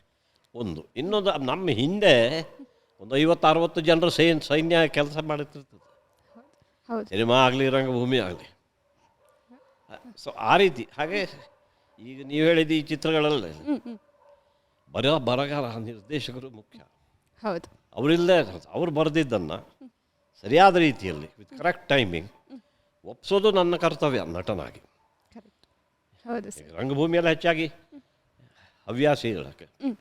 ಹಿಂದಿನ ಕಾಲದಲ್ಲಿ ಕಂಪನಿ ನಾಟಕದಲ್ಲಿ ಬಹಳ ಕಡಿಮೆ ದುಡ್ಡಲ್ಲೂ ಕೂಡ ಅವರು ಅಷ್ಟು ಕಷ್ಟಪಡ್ತಿದ್ರು. ಸಿನಿಮಾದಲ್ಲಿ ಅಷ್ಟು ಕಷ್ಟಪಡದೇ ಇದ್ದರೂ ಒಳ್ಳೆ ಹೆಚ್ಚು ಸಂಭಾವನೆ ಸಿಗ್ತದೆ. ಕರೆಕ್ಟ್. ಸರ್, ಇವಾಗ ಇಷ್ಟೊಂದು ಕಾಮಿಡಿ ರೋಲ್ಸ್ ನೀವು ಮಾಡಿದ್ದೀರಲ್ವ, ನಿಮ್ಮನ್ನು ನೋಡಿ ನಾವು ಎಂಜಾಯ್ ಮಾಡ್ತೀವಿ, ನಾವು ನಗ್ತೀವಿ. ನಿಮ್ಮನ್ನು ನಗ್ಸೋರು ಯಾರು ಸರ್? What kind of comedy do you enjoy? ಈಗ ಸ್ಲ್ಯಾಪ್ ಸ್ಟಿಕ್ ಕಾಮಿಡಿ ಅಂತೀವಿ, ಸಿಚುಯೇಷನಲ್ ಕಾಮಿಡಿ, ಎಲ್ಲವೂ ಬೇರೆ ಬೇರೆ ಪ್ರಕಾರಗಳಿವೆ. ಎಲ್ಲವೂ ತುಂಬ ಕಷ್ಟ. ಇದು ಇಟ್ಸ್ ನಾಟ್ ಈಸಿ, ರಿಹರ್ಸಲ್ಸ್ ಮಾಡಿಯೇ ಮಾಡಬೇಕಾಗ್ತದೆ. ಬಟ್ ಕೆಲವರಿಗೆ ನಾನು ಬೇರೆ ಬೇರೆ ಇದನ್ನು ಮಾಡಿದ್ರೆ comedy was one of them. But ಅದರಲ್ಲಿ ಎಕ್ಸ್ಪರ್ಟ್ಸ್ ಅಂದರೆ ಅವರೇ ಬೇರೆ. ನಾನು ಅಂಥವರ ಕಾಮಿಡಿಗಳನ್ನು ಕೆಲವು ಅಂದರೆ ಅಶ್ಲೀಲ ಕಾಮಿಡಿ ನನಗೆ ಇಷ್ಟ ಆಗೋದಿಲ್ಲ. ಆದರೂ ಕೂಡ ನಮ್ಮಲ್ಲಿ ಅತ್ಯುತ್ತಮ ಕಾಮಿಡಿ ಹಿಂದಿನ ಕಾಲದಿಂದಲೂ ಇದ್ದರು. ನರಸಿಂಹರಾಜು ಅಂಥವರು, ದ್ವಾರಕೀಶ್ ಅಂಥವ್ರು, ಅವರೊಂದು ಸ್ಕೂಲ್ ಆದರೆ ನಂತರ ಬಂದವರು ನಮ್ಮ ಸಾಧು ಕೋಕಿಲ, ರಂಗಾಯಣ ರಘು, ನಮ್ಮ ಜಗ್ಗೇಶ್, ಹೌದು ಅವರ ಈಗ ಸಾಧು ಕೋಕಿಲ. ಆಮೇಲೆ ಅಂದರೆ ಈ ರೀತಿ ಜನಕ್ಕೆ ಒಂದು ಸಲ ಇಷ್ಟ ಆದಮೇಲೆ, ರಂಗಾಯಣ ರಘು ಇದನ್ನು ಮಾಡಬಲ್ಲರು ಅಂತ ಇಷ್ಟ ಆದಮೇಲೆ, ನಿರ್ಮಾಪಕರಾಗಲಿ ನಿರ್ದೇಶಕರಾಗಲಿ ಜನವೇ ಆಗಲಿ ಅದನ್ನೇ ಬಯಸ್ತಾರೆ. ಹೌದು. ಆದರೆ ಸಾಧು ಕೋಕಿಲ ಎಂಥ ಪ್ರಚಂಡ ಕಲಾವಿದ ಅಂದರೆ ಅವನಿಗಿರುವ ಸಂಗೀತ ಜ್ಞಾನ ಅಂತಿಂಥದ್ದಲ್ಲ. Is a music director also. Has directed films also. But musically but ಅಷ್ಟು as a music director he may not get so much money as he is getting as an actor. Similarly Rangayana Raghu ರಂಗಭೂಮಿಯನ್ನು ಬಂದವರು. ನೀಲಾ ಅನ್ನೋ ಒಂದು ಚಿತ್ರದಲ್ಲಿ ಅವರ ಜೊತೆ ನಾವು ಇಬ್ಬರು ನಟಿಸಿದ್ವಿ. ಎಂಥ ಪರ್ಫಾರ್ಮೆನ್ಸ್ ಕೊಟ್ಟಿದ್ದಾರೆ ಅವರು. ಬಟ್ ಅಂಥ ಪರ್ಫಾರ್ಮೆನ್ಸು ಎಲ್ಲ ಕಾಲದಲ್ಲೂ ಜನ ಬಯಸೋದಿಲ್ಲ. ಅವರು ಇದು ನೋಡಬೇಕು, ಅವ್ರದ್ದು ನೋಡಿ ಇದನ್ನೇ ನೋಡೋಕ್ಕೆ ನಗೋಕ್ಕೆ ನೋಡ್ತಾರೆ. ಹಾಗಾಗಿ ಇವರೆಲ್ಲರೂ ಅಂದರೆ ಇಲ್ಲಿ ಹೆಚ್ಚು ಸಂಭಾವನೆ ಬೇರೆ ಇದೆ. ಹೌದು, ಹೌದಾ ಸರ್? ಹಾಗೆ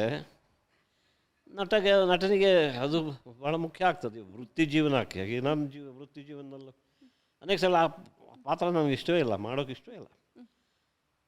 ಆದರೆ ಆ ಪಾತ್ರ ಬಿಟ್ಟರೆ ಒಂದು 3-4 ತಿಂಗಳು ನಾನು ಮನೆಯಲ್ಲಿ ಕೂತ್ಕೋಬೇಕು, ಅದಕ್ಕಿಂತ ಅಥವಾ ಇನ್ನೊಬ್ಬರು ಮಾಡ್ಕೊಂಡು ಹೋಗ್ತಾರೆ. ಹಾಗಾಗಿ ಅನೇಕ ಸಲ ಇಷ್ಟ ಇಲ್ಲದೆ ಇದ್ದರೂ ಮಾಡಬೇಕು. ಮಾಡುವಾಗ ಮಾತ್ರ ಒಂದು ಸಲ ಎಸ್ ಅಂದಮೇಲೆ ಅದು ನನ್ನ ಕರ್ತವ್ಯ. ಅದಕ್ಕೆ ನಾನು ದ್ರೋಹ ಮಾಡಬಾರ್ದು. ನನ್ನ ವೃತ್ತಿಗೆ, ಆ ಪಾತ್ರಕ್ಕೆ ದ್ರೋಹ ಮಾಡುವ ಆ ರೀತಿಯ ಒಂದು ಮಾನಸಿಕ ಒತ್ತಡ ಬರುತ್ತದೆ. ಒಬ್ಬ ನಟನ ಜೀವನ ಅದು. Beautiful sir. ಆ್ಯಂಡ್ ನೀವು ಇವಾಗ ಮಾತಾಡಬೇಕಾದ್ರೆ ಹೇಳ್ತಾ ಇದ್ರಿ, ನಾನು ಕಾಮಿಡಿ ಟೈಮಿಂಗ್ ಬಗ್ಗೆ ಕೇಳಿದಾಗ ಬರಹಗಾರರು, ನಿರ್ದೇಶಕರು ಇವ್ರದ್ದೆಲ್ಲ ಎಫರ್ಟ್ಸ್ ಇರುತ್ತೆ ಅಂತ ಯು ಮೆನ್ಷನ್ ದೆಮ್. ಸೊ ನೀವು ಆಲ್ಮೋಸ್ಟ್ ಎಲ್ಲ ಡೈರೆಕ್ಟರ್ಸ್ ಜೊತೆ ಕೆಲಸ ಮಾಡಿಬಿಟ್ಟಿದ್ದೀರಾ ಸರ್. ನಿಮಗೆ ಯಾರ ಸ್ಟೈಲ್ ಆಫ್ ವರ್ಕಿಂಗ್ ಇಷ್ಟ ಆಗುತ್ತೆ, ಅಥವಾ ನಿಮ್ಮ ಮಲ್ಟಿಪಲ್ ಫೇವ್ರೇಟ್ಸ್ ಇದ್ದಾರಾ? You are a directors actor ಅಂತೀರಾ, ಅಥವಾ ನೀವು ಇಲ್ಲ ನನಗೆ ಬಿಟ್ಬಿಡ್ಬೇಕು, ನಾನು ಏನು ಮಾಡ್ಬೇಕಂತ ಇದ್ದೀನಿ ನನಗೆ ಬಿಟ್ಬಿಡು, ಆ ಥರ ಇದ್ದೀರಾ sir? What is your style of working? ನನ್ನ style of acting is basically ನನ್ನ ಸ್ಟೈಲ್ ಆಫ್ ಆ್ಯಕ್ಟಿಂಗ್. ನನ್ನ style of acting is, you can say, ಈಗ ನನ್ನ ಜನಕ್ಕೆ ಸಹಜ ಅಭಿನಯ ಅಂತ, ಸಹಜ ನ್ಯಾಚುರಲಿಸ್ಟಿಕ್ ನ್ಯಾಚುರಲ್ ಆ್ಯಕ್ಟಿಂಗ್ ಅಂತ. ಹೌದು. ಅದು ನಾಟಕ ರಂಗದಿಂದ ಎಲ್ಲರೂ ಬಂದವರು ನಾವು. ನಾಟಕ ರಂಗದಲ್ಲಿ ಕೆಲವು ಸಲ ಕೆಲವು ಪಾತ್ರಗಳನ್ನು ಸ್ವಲ್ಪ ನಾಟಕೀಯವಾಗಿ ಮಾಡಬೇಕಾಗ್ತದೆ. ಅದು ಭಿನ್ನತೆ ಇರ್ತದೆ. ಅದರ ಅರ್ಥ ಅವರಿಗಿದು ಬರೋದಿಲ್ಲ ಅಂತಲ್ಲ, ಆದರೆ ಆ ರೀತಿ ಮಾಡಿದರೆ ಅದು ಬೇಗ ಅಥವಾ ಜನರಿಗೆ ಅದು ಹೆಚ್ಚು ಇಷ್ಟ ಆಗ್ಬೋದು. ಉದಾಹರಣೆಗೆ ಉದಾಹರಣೆ, ನಾನು ನಾರದ ವಿಜಯ ಮಾಡಿದೆ. ನಾರದ ವಿಜಯ ಮಾಡಿದರೆ ನಾರದನ ಪಾರ್ಟು ಅದು ಪೌರಾಣಿಕ. ಅದು ಪೌರಾಣಿಕ ಬರೋದು ಹೆಚ್ಚು ಹಿಂದೆ ನಾಟಕ ಕಂಪನಿಯವರೆಲ್ಲ ಮಾಡೋದು ಒಂದು ಪದ್ಧತಿ ಬೆಳೆದುಕೊಂಡು ಬಂದಿದೆ. ಅದನ್ನು ಇದೇ ರೀತಿ ಹೇಳಬೇಕು, ನಾರಾಯಣ ನಾರಾಯಣ ಮಗು ಎಲ್ಲಿ ಹೋಗುತ್ತೀಯ, ಅದು ಆ ರೀತಿ ಇದು ಸೋಷಿಯಲ್ ಸಿಲ್ ಮಾಡೋಕ್ಕಾಗಲ್ಲ. ಆದರೆ ಇಲ್ಲಿ ಕಾಂಟ್ರಾಸ್ಟ್ ವಿಜಯ್ ಅನ್ನೋ ಪಾತ್ರದಲ್ಲಿ ಏನೋ ಏನೋ ಆಗ್ತೀನಿ ನೋಡಿ, ಹಿಂಗೆಲ್ಲ ಅರೆ ಇದು ಇದಕ್ಕೆ ಸರಿ, ಅದು ಅದಕ್ಕೆ ಸರಿ. ಬಟ್ ಆ ಎರಡೂ ಪಾತ್ರದಲ್ಲಿ ಒಂದೇ ಚಿತ್ರದಲ್ಲಿ ಇನ್ಬಿಲ್ಟ್ ಆ ಕಾಂಟ್ರಾಸ್ಟ್ ಇತ್ತು. ಸೊ ಆ ಕಾಂಟ್ರಾಸ್ಟ್ ಈಸಿ ಇರೋದ್ರಿಂದ ಎರಡನ್ನೂ ಜನರಿಗೆ ಒಪ್ಪಿಸಬಹುದು. ಅದೇ ರೀತಿ ನಾನಿನ್ನ ಬಿಡಲಾರೆ ಅಲ್ಲ. ಸೊ ನೆಟ್ಟಿದ್ದಲ್ಲ ಈಗ ಇಷ್ಟೊತ್ತು ಇದು ಕಾಮಿಡಿಯಲ್ಲೇ ಮಾಡಿದ್ದಾರೆ. ಇಲ್ಲಿ ತನಕ ಸರಿ ಇದೆ. ಈಗ ಸಡನ್ಲಿ ಇವನಿಗೆ ಹೆಂಗೆ ತಮಾಷೆ ಮಾಡ್ತೀವಿ ನಾವು, ಇದಕ್ಕಿದ್ದಾಗ ಕೋಪ ಮಾಡಿಕೊಂಡ್ರೆ ಅಥವಾ ಏನೋ ಇದಕ್ಕೆ ಸರಿಯಾಗಿದ್ದವನು ಅಳೋಕೆ ಶುರು ಮಾಡೋದ ಅಂತ ಇಟ್ಕೊಳ್ಳಿ. ಏನಾಯ್ತು ಈಗ ಸರಿಯಾಗಿತ್ತು ನೋಡಿ, ಏನಾಯ್ತು ಇವನಿಗೆ ಹಾಗೆ. ನಾನಿನ್ನು ಬಿಡಲಾರೆ ಅಲ್ಲಿ ಚಲೋ ಇದ್ದಾನೆ, ಚೆನ್ನಾಗಿದ್ದಾನೆ ಅಂತ ಅನ್ನೋಷ್ಟರಲ್ಲಿ ಅವನು ದೆವ್ವ ಬಂದಂಗೆ ಮಾಡ್ತಾನೆ. ಒಂಥರ ವಿಚಿತ್ರವಾಗಿ ವೈಲೆಂಟಾಗಿ ಎಲ್ಲ ಅದೆಲ್ಲ ನೋಡಿ ಕಾಂಟ್ರಾಸ್ಟು ಈಸಿ. ಅದೇ ರೀತಿ ಯಾವುದೇ ಪಾತ್ರ ಇದ್ದರೂ ಅದಕ್ಕೆ ತಕ್ಕ ನ್ಯಾಯ ಕೊಡಬೇಕು. ಇದು ನಟನ ಕೆಪಾಸಿಟಿ. ನಾನು ವಿಶೇಷವಾಗಿ ಎಫರ್ಟ್ ಇಲ್ಲದೆ ಸಹಜಾಭಿನಯ, ಅದನ್ನು ಆ್ಯಕ್ಟಿಂಗ್ ಅನ್ನಲೇಬಾರದು, ಸಹಜ ಅನ್ನಿಸ್ಬೇಕು, ಆ ರೀತಿಯನ್ನು ಬೆಳೆಸ್ಕೊಂಡೆ. ಅದು ಕೆಲವರು ಹೇಳೋರು ಆವಾಗ ಬಂದಾಗ ಸ್ವಲ್ಪ ರಿಹರ್ಸಲ್ ಮಾಡುವಾಗಲೂ ಹೇಳೋರು, ನೀವು ಸ್ವಲ್ಪ ಜಾಸ್ತಿ ಮಾಡಿ, ನಮಗೆ ಗೊತ್ತಾಗೋದಿಲ್ಲ, ನಿಮ್ಗೆ ಏನು ಗೊತ್ತಾಗೋದಿಲ್ಲ, ಅದ ನೀವು ನಟಿಸಿದ್ರೋ ಇಲ್ವೋ ಅಂತ ಗೊತ್ತಾಗೋದೇ ಇಲ್ಲ. ನೋಡಿ ನನಗೆ ಬರುವ ನಟನೆ ಇದು, ನಾನು ಹಿಂಗೆ ಮಾಡ್ತೇನೆ ಅಂತ. ಒಂದ್ಸಲ ಅದು ವಿಕಪ್ಪಕ್ಕೆ ಸ್ವಲ್ಪ ಹೋಯಿತು. ಓಕೆ ಆ್ಯಕ್ಷನ್ ಅಂದರು, ನಾನು ನಟಿಸಿದೆ. ನನ್ನ ಲೈನ್ಸ್ ಮುಗೀತು, ನಾನು ಆ ಕಡೆ ಈ ಕಡೆ ನೋಡಿದೆ, ಕಟ್ಟಲ್ಲಿಲ್ಲ ನೀವು ಒಂದೇ, ಓ ಮುಗೀತಾ, ಓ ಕಟ್ ಕಟ್ ಕಟ್ ಅಂತ ಸ್ವಲ್ಪ ನಾಟಕ ಅವರು ನಿರ್ದೇಶಕ. ಆಮೇಲೆ ಹೇಳಿದರು, ನೋಡಿ ನಮಗೆ ಇದು ನಿಮ್ಮ ಸ್ಟೈಲ್ ಆಫ್ ಆ್ಯಕ್ಟಿಂಗ್ ಭಾಳ ಹೊಸ್ತು, ಅದಕ್ಕೆ ನೀವು ಸ್ವಲ್ಪ ಇಲ್ಲ ಜಾಸ್ತಿ ಮಾಡಬೇಕು, ನನಗೆ ಜಾಸ್ತಿ ಬರೋದಿಲ್ಲ, ನೀವು ನಟಿಸಿದ್ರೋ ಇಲ್ಲೋ ಅಂತ ಗೊತ್ತಾಗಲ್ಲ, ನಿಮಗೆ ಕೆಲಸ ಮಾಡ್ತೀನಿ, ವಾಪಸ್ ಹೋಗ್ತೀನಿ ನಾನು. ನೀವು ಏನು ಬಂದೆ ಆವಾಗ ಈ ಟಿ ವಿ ಮಾನಿಟ್ರು ಎಲ್ಲ ಇರಲಿಲ್ಲ, ಗೊತ್ತಾಗ್ತಿರ್ಲಿಲ್ಲ. ಅದು ಸರಿ ಆಕ್ಸೆಪ್ಟೇಬಲ್, ಕರೆಕ್ಟ್ ಅದು. ಯಾಕಂದರೆ ಒಂದು ಅವ್ನು ಕ್ಯಾಮ್ರಾಮನ್ ನೋಡ್ತಾನೆ, ಡೈರೆಕ್ಟರ್ ಅದ್ರ ಪಕ್ಕದಲ್ಲಿ ನಿಂತ್ಕೊಂಡು ಅವನು ಸ್ಟಾರ್ಟ್ ಅನ್ಬೇಕು, ಆ್ಯಕ್ಷನ್ ಅನ್ಬೇಕು, ಕಟ್ ಅನ್ಬೇಕು. ಅವ್ರಿಗೆ ಕಣ್ಣಿಗೆ ಬೀಳದೇ ಇದ್ರು ಅವ್ರೇನು ಮಾಡ್ತಾರೆ. ಸೊ ಅವ್ರ ಅಪೇಕ್ಷೆ ಮೇರೆಗೆ ನನ್ನ ನಟನೆ ಇಲ್ಲದೆ ಇದ್ರು ಅವ್ರೇನು ಮಾಡ್ತಾರೆ. ಸೊ ನಾನು ಹಾಗೆ ಹೇಳಿದೆ, ಈಗ ನೋಡುವ ನೀವು ಅವಾಗ ರಶ್ ಪ್ರಿಂಟ್ ಹಾಕೋದು ಅಂತ. ಇಲ್ಲಿದ್ದಿಷ್ಟು 4-5 ದಿವಸ ಮಾಡಿದ್ದೀವಲ್ಲ ಅದರ ಪ್ರಿಂಟ್ ಹಾಕಿದ್ದು ನೀವು, ನಾನು ವಾಪಸ್ ಹೋಗ್ತೇನೆ, ನೀವು ನೋಡಿ ಮಾಡಿದ್ದು ಸರಿ ಇದೆ ಅಂತ ನಿಮ್ಗೆ ಅನಿಸಿದರೆ ನೀವು ಅದು ಕರೀರಿ ನನ್ನ. ಇಲ್ಲ ನೀವು ಕರೀಲಿಲ್ಲ ಅಂದರೆ ನಾನು ತಿಳ್ಕೊತೀನಿ ನಿಮಗೆ ನನ್ನ ನಟನೆ ನಿಮಗೆ ಇಷ್ಟ ಆಗ್ತಿಲ್ಲ, ನೀವು ಬೇರೆಯವ್ರನ್ನ ಹಾಕಿ ಮಾಡಿ. ಇದಿಷ್ಟು ಸುಮ್ಮನೆ ಎಲ್ಲರ ಮುಂದೆ ಇಲ್ಲಿ ತಮಾಷೆ ಜಗಳ ಬೇಡ ಅಂಥೇಳಿ ನಾನು ಟ್ರೈನ್ ಹತ್ತಿ ಅಥವಾ ಬಸ್ ಹತ್ತಿ ಮೊದಲು ಬಸ್ ಹತ್ತಿ, ನಂತರ ಟ್ರೈನ್ ಹತ್ತಿ, ನಂತರ ವಿಮಾನ ಹತ್ತಿ ವಾಪಸ್ ಹೋಗ್ತಿದ್ದೆ. ಆಮೇಲೆ ಅವ್ರು ಕರೆದ್ರು, ಇಲ್ಲೆಲ್ಲ ಅವರೇ ಬಂದರು, ಅಲ್ಲಿ ಅವರು ನನಗಿಂತ ಹಿರಿಯರು. ಏನು ನೀವೇ ಬಂದ್ಬಿಟ್ರಿ ಅಂತ ನನಗೆ.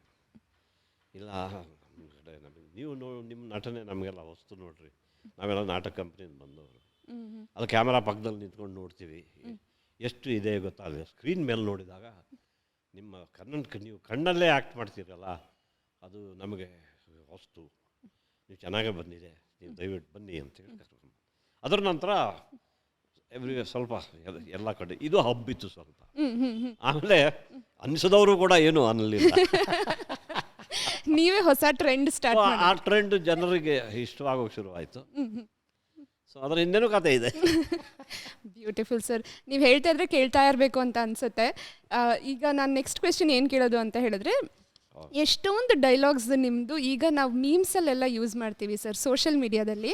ಇವಾಗ ಏನೋ ಸಿಚುಯೇಷನ್ ಇರುತ್ತೆ, ಅದರಲ್ಲಿ ನಿಮ್ಮ ಡೈಲಾಗ್ ತೊಗೊಂಡು ಯೂಸ್ ಮಾಡೋದೆಲ್ಲ ಮಾಡ್ತೀವಿ, ನಿಮ್ಮನ್ನು ಸೆಲೆಬ್ರೇಟ್ ಮಾಡ್ತಾ ಇರ್ತೀವಿ. ನೀವು ನೋಡ್ತೀರಾ ಸರ್ ಆ ಮೀಮ್ಸ್ ಎಲ್ಲ? ಯಾವತ್ತಾದ್ರೂ ನೋಡಿದ್ದೀರಾ ಸೋಷಿಯಲ್ ಮೀಡಿಯಾದಲ್ಲಿ? ಕೆಲವು ಹೆಚ್ಚಾಗಿ ನಾನು ನೋಡೋದಿಲ್ಲ, ನಾನು ಸೋಷಿಯಲ್ ಮೀಡಿಯಾದಲ್ಲೇ ಇಲ್ಲ. ಕೆಲವು ಸಲ ನನ್ನ ಆಪ್ತೇಷ್ಟರು ಹೇಳ್ತಾರೆ ಇದೊಂದು ಬಂದಿದೆ ನೋಡಿ ಅಂತ ಕಳಿಸ್ತಾರೆ, ಆವಾಗ ಕೆಲವು ನೋಡ್ತೀನಿ, ಬಟ್ ಹೆಚ್ಚಾಗಿ ನೋಡೋದಿಲ್ಲ. ನೀವು ನೋಡಿ ಯಾವುದು ನಕ್ಕಿಲ್ಲ, ಲೈಕ್ ನೋಡ್ಬಿಟ್ಟು ಅಯ್ಯೋ ಈ ಥರ ಯೂಸ್ ಮಾಡಿದಾರಲ್ಲ ಇವರು ನಂದು ಡೈಲಾಗು ಅಂತ? ಅದು ಅವರಿಗಿದ್ದ ಸ್ವಾತಂತ್ರ್ಯ, ಅದು ಯಾರಿಗೆ ಏನು ಇಷ್ಟವೋ ಅದು ಅವ್ರಿಗೆ ಬಿಟ್ಟಿದ್ದು. ನಾನು ಅದಕ್ಕೆ ಏನು ಅದು ಯಾರು ಬರೆದಿದ್ದಾರೆ ಏನು ಗೊತ್ತಾಗೋದಿಲ್ಲ. ಹೌದು ಹೌದು, ಯಾರ ಜೊತೆ ಅದು ಅವರ ಅನಿಸಿಕೆ, ಅದನ್ನು ನಾನು ಹೇಳ್ಬಿಟ್ಟು ನಾನು ನೋಡೋದಿಲ್ಲ. ಯಾಕಂದರೆ ಕೆಲವು ಸಲ ಕೆಲವರು ಈಗ ಸ್ವಲ್ಪ ಏನು ಗೊತ್ತಿಲ್ಲ, ಅದು ಹೆಚ್ಚಾಗಿ ಬೈಯೋದು, ಕೆಟ್ಟದಾಗಿ ಭಾಷೆ ಉಪಯೋಗಿಸೋದು, ಅದೆಲ್ಲ ಮಾಡಿದಾಗ ಒಂಥರ ಒಂದು ಕಡೆ ಬೇಸರ ಆಗ್ತದೆ, ಏನು ಈ ರೀತಿ ಮಾಡ್ತೀವಿ, ಇನ್ನೊಂದು ರೀತಿ ಎಂಥ ಜನ ಇವರು ಅಂತ ಅನ್ನೋ ರೀತಿ. ಸೊ ಅದಕ್ಕೆ ಆ ಗೂಜಿಗೆ ಹೋಗೋದಿಲ್ಲ. ಸೊ ನೀವೆಲ್ಲೂ ಇಲ್ಲ ಸೋಷಿಯಲ್ ಕೊಡ್ತೀನಿ, ಮಿಮಿಸ್ ನಾನೇ ಕ್ರಿಯೇಟ್ ಮಾಡಿ ಕೊಡ್ತೀನಿ ಬೇಕಾದರೆ. ಇನ್ನು ಸರಿ ನಿಜಕ್ಕೂ ಕೆಲವು ಈಗ ನಾನು ಉದಾಹರಣೆಗೆ ಇದು ಅದಕ್ಕೆ ರಚನಾತ್ಮಕವಾದ ಮಿಮಿಸ್ ಕೊಡ್ತೀನಿ. ಉದಾಹರಣೆಗೆ ನಾನು 8ನೇ ಎತ್ತೆ ಮುಗಿಸಿ ಹೋದವನಿಗೆ ಮತ್ತೆ ವಾಪಸ್ ಬಂದಾಗ 12 ವರ್ಷ ಇಲ್ಲಿ ಕಳೆದಿತ್ತು. ಕನ್ನಡದ ನಾಟಕಗಳಲ್ಲೆಲ್ಲ ಇದ್ದರೂ ಕೂಡ ಕರ್ನಾಟಕದ ಅಥವಾ ನಮ್ಮ ಕನ್ನಡಿಗರ ಕನ್ನಡತನ ಮಿಸ್ ಆಗಿತ್ತು. ಆವಾಗ ಅದು ನನ್ನ ಕೆಲವು ಸ್ನೇಹಿತರು, ನನ್ನ ಹಿರಿಯರು, ನೀನು ಸ್ವಲ್ಪ ಇದನ್ನು ಓದು ಅದನ್ನು ಓದು ಅಂತ ಹೇಳಿ ಅನೇಕ ಲೇಖಕರ ಪುಸ್ತಕಗಳನ್ನು ಕೊಟ್ಟರು. ಅದನ್ನು ಓದ್ಕೊ, ಯು ಹ್ಯಾವ್ ಮಿಸ್ಡ್ ದಿಸ್. ಈ 12 ವರ್ಷಗಳಲ್ಲಿ ನೀನು ಮುಂಬೈಗೆ ಹೋದಾಗ ನಾಟಕಗಳಲ್ಲಿ ಮಾಡಿರ್ಬೋದು, ಆದರೆ ಇಲ್ಲಿ ಸಾಹಿತ್ಯದಲ್ಲಿ ಏನು ಬದಲಾವಣೆ, ಏನು ಪ್ರಗತಿ ಆಗಿದೆ ಅಥವಾ ಯಾವ ಹಂತಕ್ಕಿದೆ ಅಥವಾ ಕಾವ್ಯ ಯಾವ ಹಂತದಲ್ಲಿದೆ, ಇದೆಲ್ಲ ನಿನಗೆ ಗೊತ್ತಿಲ್ಲ ಅಂತ ಹೇಳಿ ಅಂತ ಎಲ್ಲ YN ಕೃಷ್ಣಮೂರ್ತಿ ಅಂತ ಅವರು YNK ಅಂತಿದ್ವಿ.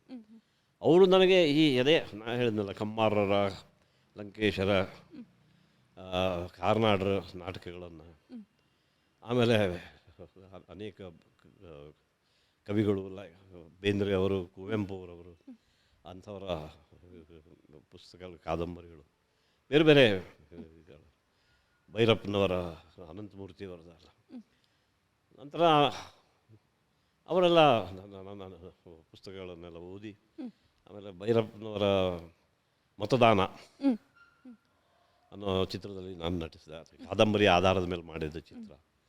ಅದಕ್ಕೆ ಹಿಂದೆ ನಾಟಕ ಅವರ ನಾಯಿನೆರಳು ಆಧಾರದ ಮೇಲೆ ಕಾದಂಬರಿ ಆಧಾರದ ಮೇಲೆ ನಮ್ಮ ನಾಟಕವನ್ನು ಮಾಡಿದರು ಬಾಂಬೆಯಲ್ಲಿ. ವೆಂಕಟರಾವ್ ದಲ್ಗೇರಿ ಅವರು ಅಂತ, ಅವರು ಬೆಂಗಳೂರಿಗೆ ಬಂದು ವಂಶವೃಕ್ಷ ಚಿತ್ರದಲ್ಲಿ ನಟಿಸಿದರು. ಆವಾಗ ಅವರ ಪರಿಚಯ ಆಗಿತ್ತು. ಅವರಿಂದ ಅವರ ಈ ನಾಯಿ ನೆರಳು ಕಥೆಯ ಆಧಾರದ ಮೇಲೆ ಅಲ್ಲಿ ಅದು ಪುನರ್ಜನ್ಮದ, ಅಂದರೆ ಮುಖ್ಯ ಪಾತ್ರ ಮಾಡೋವನು 18ನೇ ವಯಸ್ಸು, ಬಾಲ್ಯದಿಂದಲೂ ಅವನಿಗೆ ಏನೋ ಬಡಬಡಿಸ್ತಾ ಇದ್ದಾನೆ, ಏನೋ ಹೇಳ್ತಾನೆ. ಏನು ಅಂದರೆ ಅವನಿಗೆ ಹಿಂದಿನ ಜನ್ಮದ ನೆನಪಿರ್ತದೆ, ಅದನ್ನು ಅವನು ಹೇಳ್ತಾ ಇರ್ತಾನೆ. ಅದು ಏನು ಅಂತ ಪರೀಕ್ಷೆ ಮಾಡೋಕೆ ಹೋದಾಗ ಅದು ನಿಜ. ಹಿಂದಿನ ಜನ್ಮದ ಅವನು ಏನು ಹೇಳ್ತಿದ್ದ, ಅವನಿಗೆ ಮದುವೆ ಆಗಿತ್ತು, ನನಗೆ ಹೆಂಡತಿ ಇದ್ದಳು, ಆಮೇಲೆ ಅವಳು ಗರ್ಭಿಣಿ ಆಗಿದ್ದಳು, ಆಮೇಲೆ ಈ ರೀತಿ ನೆನಪುಗಳಿದೆ ಅವನಿಗೆ. ಅದನ್ನು ಹೋಗಿ ಇನ್ವೆಸ್ಟಿಗೇಟ್ ಮಾಡಿದಾಗ ಅದು ನಿಜ. ಅದನ್ನು ಹೋಗಿ ನೋಡಿದಾಗ ಆ ಥರದ ಹೆಣ್ಣಿದ್ದಾಳೆ. ಅವಳಿಗೆ ತಾಯಿ, ಅವಳಿಗೆ 40 ವರ್ಷ, ಇವನಿಗೆ 18. ಅವಳು ಗರ್ಭಿಣಿ ಆಗಿದ್ದು, ಹುಟ್ಟಿದ ಮಗುವಿಗೆ 22, ಇವನಿಗೆ 18. ಹಾಗಾದರೆ ಮುಂದೆ ಹೇಗೆ? ಈ ರೀತಿ, ಆ ರೀತಿ ಭೈರಪ್ಪನವರ ನಾವೆಲ್ಗಳು. ಅದರಲ್ಲೂ ನಾನು ಓದಿದ್ದು ಸಾರ್ಥ ಅನ್ನೋದು ಒಂದು, ಯಾನ ಅಂತ, ಇವೆಲ್ಲೂ ಈ ಥರದ ಎಲ್ಲ ಪರಿಚಯ ಮಾಡಿಕೊಂಡೆ ಸಾಹಿತ್ಯದ್ದು. ಇದು ಅದರಲ್ಲಿ ನನಗೆ ಗೊತ್ತಿಲ್ಲ, ಗೋಪಾಲಕೃಷ್ಣರು ಬಹಳ ಅಡಿಗೆರು ಅಂತ ಅವರದ್ದೊಂದು ಪೋಯಮ್ ಬಹಳ ಫೇಮಸ್, ತುಂಬ ಫೇಮಸ್ ಆಗಿತ್ತು. ಅದರ ಮೇಲೆ ಟ್ಯೂನ್ ಮಾಡಿ ಭಾವಗೀತೆಗಳನ್ನು ಹಾಡಿದ್ದಾರೆ, ಚಿತ್ರರಂಗದಲ್ಲೂ ಹೇಳಿದ್ದಾರೆ. ಆಮೇಲೆ ಇತ್ತೀಚೆಗೆ ನಮ್ಮ ಹೇಮಂತರಾವ್ ಅವರ ನಿರ್ದೇಶನದಲ್ಲಿ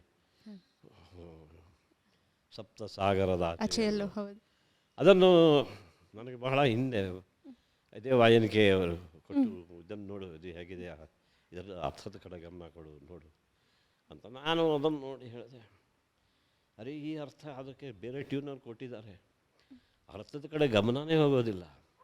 ಈ ಟ್ಯೂನ್ ಎಷ್ಟು ಸುಂದರವಾಗಿದೆ ಅಂದರೆ ಹಾಗಾಗ್ತದೆ ಕೆಲವು ಸಲ, ಹೌದು, ಅರ್ಥದ ಕಡೆ ಗಮನನೇ ಹೋಗೋದಿಲ್ಲ.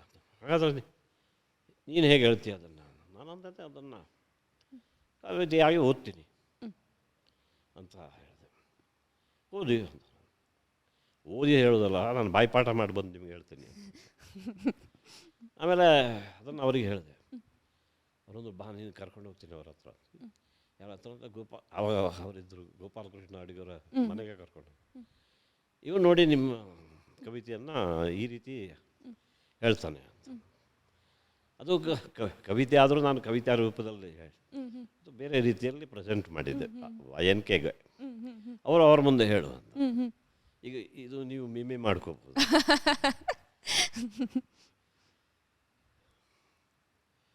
ಯಾವ ಮೋಹನ ಮುರಳಿ ಕರೆಯಿತು ದೂರ ತೀರಕ್ಕೆ ನಿನ್ನನು, ಯಾವ ಬೃಂದಾವನವು ಸೆಳೆಯಿತು ನಿನ್ನ ಮಣ್ಣಿನ ಕಣ್ಣನು.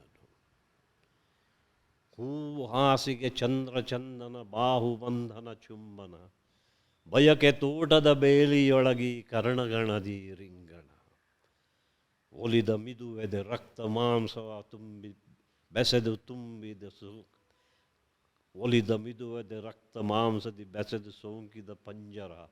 ಇಷ್ಟೇ ಸಾಕೆಂದಿದ್ದೆಯಲ್ಲೋ ಇಂದು ಏತಕ್ಕೆ ಬೇಸರ. ಏನಿದೇನಿದು ಹೊರಳುಗಣ್ಣಿನ ತೇಲು ನೋಟದ ಸೂಚನೆ. ಯಾವ ಸುಮಧುರ ಯಾತನೆ, ಯಾವ ದಿವ್ಯದ ಯಾಚನೆ. ಮರದೊಳಡಗಿದ ಬೆಂಕಿಯಂತೆ ಎಲ್ಲೋ ಮಲಗಿದೆ ಕಾತರ. ಏನೋ ತೀಡಲು ಏನೋ ತಾಗಲು ಹೊತ್ತಿ ಉರಿವುದು ಬೇಸರ. ವಿವಶವಾಯಿತು ಪ್ರಾಣ ಪರವಶವು ನಿನ್ನೀ ಚೇತನ. ಇರುವುದೆಲ್ಲವ ಬಿಟ್ಟು ಇರದುದೆರೆಡೆಗೆ ತುಡಿವುದೇ ಜೀವನ. ಸಪ್ತ ಸಾಗರದಾಚೆಯಲ್ಲೋ ಸುಪ್ತ ಸಾಗರ ಕಾದಿದೆ. ಮೊಳೆಯದಲೆಗಳ ಮೂಕ ಮರ್ಮರ ಅಂತೂ ಇಲ್ಲಿಗೆ ಆಯಿತೆ. ಯಾವ ಮೋಹನ ಮುರಳಿ ಕರೆಯಿತು ನೀ ದೂರ ತೀರಕ್ಕೆ ನಿನ್ನನು. ಯಾವ ಬೃಂದಾವನವು ಚಾಚಿತು ತನ್ನ ಮಿಂಚಿನ ಕೈಯನ್ನು ಅಂತ ಇರಿತು. ಹೇಗಿದೆ ಮಿಮ್ಮಿಯಾಗಿ? Beautiful beautiful sir, beautiful. ಈ ರೀತಿ ಶಿವರಾಮ್ ಕಾರಂತರು ಅವರು ತುಂಬ ತೀಕ್ಷ್ಣ ಬರಹಗಾರ. ಅವರು ಅಂದರೆ ಅದು ಬಟ್ ಅವರು ಬೇರೆ ರೀತಿದು ಸಣ್ಣದು. ಉದಾಹರಣೆಗೆ ಅದೊಂದು, ನಾನು ಅದು ಅರ್ಥ ಹೇಳೋಕ್ಕಾಗೋದಿಲ್ಲ. ಆದರೆ ನಮ್ಮ ಸಮಾಜದಲ್ಲಿ, ನಮ್ಮ ದೇಶದಲ್ಲಿ, ನಮ್ಮ ಜಗತ್ತಿನಲ್ಲೇ ಧರ್ಮದ ಹೆಸರಿನಲ್ಲಿ ನಾನೇ ಅಧಿಕಾರ ಎಲ್ಲ ಧರ್ಮದ ಅಧಿಕಾರ ಈ ಥರ ಅವ್ರಿಗೆ ಗೊತ್ತಿಲ್ಲದೇ ಇರೋದೇನೂ ಇಲ್ಲ. ಧರ್ಮದ ಹೆಸರಿನಲ್ಲಿ ಬಹಳಷ್ಟು ಒಂದು the command and demand, correct. Respect, authority et cetera. ಅವ್ರ ಬಗ್ಗೆ ಶಿವರಾಮ್ ಕಾರಂತರು ಬರೆದಿದ್ದು. ಯಾಕಂದ್ರೆ ನಮ್ಮ ಸನಾತನ ಧರ್ಮ, ಹಿಂದೂ ಧರ್ಮದ ಪ್ರಕಾರದಲ್ಲಿ ಈ ಯುಗಗಳ ಒಂದು ಹಂತ ಇದೆ. ಮೊದಲಿನ ಯುಗ ಕೃತಯುಗ, ಸತ್ಯಯುಗ ಅಂತೀವಿ. ನಂತರ ರಾಮ, ತ್ರೇತಾಯುಗ. ನಂತರ ಕೃಷ್ಣ, ದ್ವಾಪರ ಯುಗ. ನಂತರ ಕಲಿಯುಗ. ಅವರು ಕಾಲನು ತಿರುಗಿ ಬರುತ್ತಿದ್ದಾನೆ, ಕಾಲನು ತಿರುಗಿ ಬರುತ್ತಿದ್ದಾನೆ, ಯುಗದ ಬಟ್ಟೆಯನ್ನು ಕಳಚಿ ಬೇರೆ ಉಡುತ್ತಿದ್ದಾನೆ. ಉಬ್ಬಿ ಬಂದು ಹಬ್ಬಿ ನಿಂತು ಮಬ್ಬಿನಂಥ ಪರದೆಯನ್ನು ಸರಿಸುತ್ತಾನೆ. ಉಬ್ಬಿ ಬಂದು ಹೆಂಗೆ ಬರ್ತಾನೆ? ಉಬ್ಬಿ ಬಂದು ಹಬ್ಬಿ ನಿಂತು ಮಬ್ಬಿನಂಥ ಪರದೆಯನ್ನು ಸರಿಸುತ್ತಾನೆ. ಬಿಕ್ಕುವು ಮುಲ್ಲನು ಪಾದ್ರಿ ಸನ್ಯಾಸಿ, ಬಿಕ್ಕುವು ಮುಲ್ಲನು ಪಾದ್ರಿ ಸನ್ಯಾಸಿ, ಒಂದೇ ಮಾಲೆಯ ಬಣ್ಣದ ಮಣಿಗಳು, ಧರ್ಮವೇ ಇವರ ಅಂಗಡಿ ಒಡೆವೆಯು. ಅಂದರೆ ಅವರ ತೀಕ್ಷ್ಣ ಕಮೆಂಟ್ ಇದು, ಈ ಒಂದು ಹೋಲ್ ಸಿಚುಯೇಷನ್ ಮೇಲೆ. ಆ ರೀತಿ. ನನಗೆ ಗೊತ್ತು ನಿಮ್ಗೆ ಅಡ್ವೈಸ್ ಕೊಡೋದು ಇಷ್ಟ ಆಗಲ್ಲ ಅಂತ, like you respect individuality, personality ಅಂತ. ಬಟ್ ಯಾವುದಾದ್ರೂ ಒಂದು ಬುಕ್ ಎಲ್ಲರೂ ಓದಲೇಬೇಕು, it will change their life, ಅಥವಾ ಇಟ್ ವಿಲ್ ಹೆಲ್ಪ್ ದೆಮ್ ಅಂತ ಹೇಳೋದಾದರೆ ಒಂದು ಬುಕ್ ಯಾವ್ದು ಹೇಳ್ತೀರಾ ಸರ್? ಇದನ್ನು ಎಲ್ಲರೂ ಓದಲೇಬೇಕು ಈ ಒಂದು ಬುಕ್ಕು ಅಂತ. ಆ ಥರ ಯಾವುದಾದ್ರೂ ನೀವು ಓದಿ ಇಂಪ್ರೆಸ್ ಆಗಿರೋದಿದೆಯಾ ಸರ್? ನಿಮಗೆ ಈಗ ನೀವೀಗ ಕೇಳಿದ್ದಕ್ಕೆ ಹೇಳ್ತಿದ್ದೀನಿ. I don't want to bore your audience. Okay. At the same time ಬೋಧನೆ ಅಂತ ಅನ್ಕೋಬಾರ್ದು. ಓಕೆ. ಮೊದಲ ಉತ್ತರ ನಿಮ್ಮ ಪ್ರಶ್ನೆಗೆ, ಎಲ್ಲರೂ ಓದಬೇಕು ಅಂತಂದರೆ ಎಲ್ಲ ಅಲ್ಲದೆ ಹೋದರು ಭಗವದ್ಗೀತೆಯನ್ನು ಓದ್ಕೋಬೇಕು. 18 ಚಾಪ್ಟರ್ಗಳಿವೆ. ಅದರಲ್ಲಿ ನಿಮಗೆ ಇಷ್ಟವಾದದ್ದು ಎಲ್ಲ ಓದಿ, ಸುಮ್ಮನೆ ಓದಿ ಅಂತ ನಾನು ಹೇಳ್ತೀನಿ ಅಷ್ಟೆ. ಅಷ್ಟು ಸುಲಭ ಅಲ್ಲ ಅದು ಓದೋದು, ಆ ಥರ ಪ್ರಾಕ್ಟೀಸ್ ಬೇಕು, ಮಾಡಬೇಕು. ನಿಮಗೆ ಇಷ್ಟವಾದ ಕಡೆ ಪಕ್ಷ ನಿಮಗೆ ಇಷ್ಟವಾದ ಒಂದು ಅಧ್ಯಾಯ ಓದಿ ಅಂತ ನಾನು. ಯಾಕಂದರೆ ಭಗವದ್ಗೀತೆಯಲ್ಲಿ 3 ಮಾರ್ಗಗಳಿವೆ: ಭಕ್ತಿ ಮಾರ್ಗ, ಜ್ಞಾನ ಮಾರ್ಗ, ಆಮೇಲೆ ಕರ್ಮ ಮಾರ್ಗ ಅಂತ. ನಿಜ ಹೇಳೋದು ಬಿಡುತ್ತಾರೆ, ಅದು ಕರ್ಮ ಫಲತ್ಯಾಗ ಮಾಡುವಂತನೂ ರೀತಿಯಲ್ಲಿ ಹೇಳ್ತಾರೆ. ಅದು ತ್ಯಾಗ ಅದಕ್ಕೆ ಅದು ಇನ್ ಶಾರ್ಟ್ ಹೇಳೋದಾದರೆ ಭಕ್ತಿ ಜ್ಞಾನ ವೈರಾಗ್ಯ, ಭಕ್ತಿ ಜ್ಞಾನ ವೈರಾಗ್ಯ ಬೆಳೆಸ್ಕೋ ಅನ್ನೋ ರೀತಿ ಅದರಲ್ಲಿ ಹೇಳ್ತಾರೆ. ಅದನ್ನು ಶಂಕರಾಚಾರ್ಯರು 2 ಸಾಲಿನಲ್ಲಿ, ನಾನು ಅದನ್ನು ಬಾಲ್ಯದಲ್ಲಿ ನಾನು ಆಶ್ರಮದಲ್ಲಿ ಮಠದಲ್ಲಿ ಬೆಳೆದವನಿದ್ದರಿಂದ ನನಗೆ ಅದು ಬಾಯ್ಪಾಠ ಆಗಿತ್ತು, ಅದನ್ನು ಹೇಳ್ತಿದ್ದೆ. ಅವ್ರು ಹೇಳ್ತಾರೆ, ಶಂಕರಾಚಾರ್ಯರು 8ನೇ ಶತಮಾನ, ಪರಂಚ ಭಾರತೀಯರ ಜನ್ಮ ಮಾನವಸ್ಯ ಚ ವಾ ಪಶು ವಿಹಂಗಸ್ಯ ಚ ವಾ ಜಂತು ವೃಕ್ಷಪಾಷಾಣಯೋರಪಿ. ಅಂದರೆ ಮಾನವನಾಗಿ ಅಥವಾ ಪಶುವಾಗಿ, ಪಕ್ಷಿಯಾಗಿ ಅಥವಾ ಜಂತುವಾಗಿ, ಮರ ವೃಕ್ಷವಾಗಿ ಅಥವಾ ಪರ್ವತನಾಗಿ ಇದ್ದಾರೆ. ಹುಟ್ಟಬೇಕಂದ್ರೆ, ಭಾರತದಲ್ಲಿ ಹುಟ್ಟಬೇಕಂದ್ರೆ ಪುಣ್ಯ ಮಾಡಬೇಕು ಅಂತ. Okay.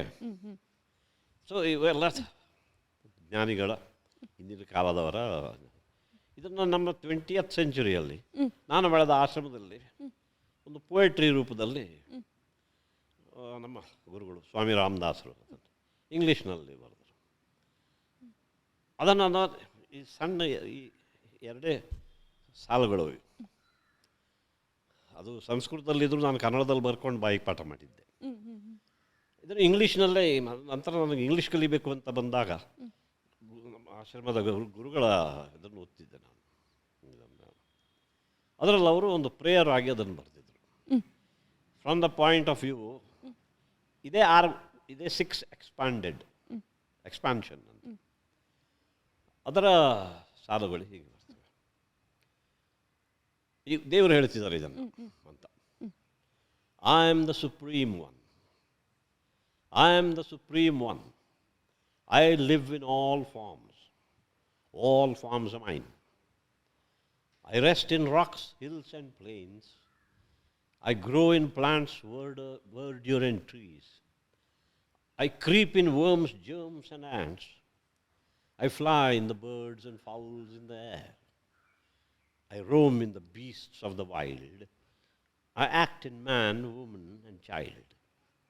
I shine in the sun, moon, and stars. I rise and fall in the waves of the sea.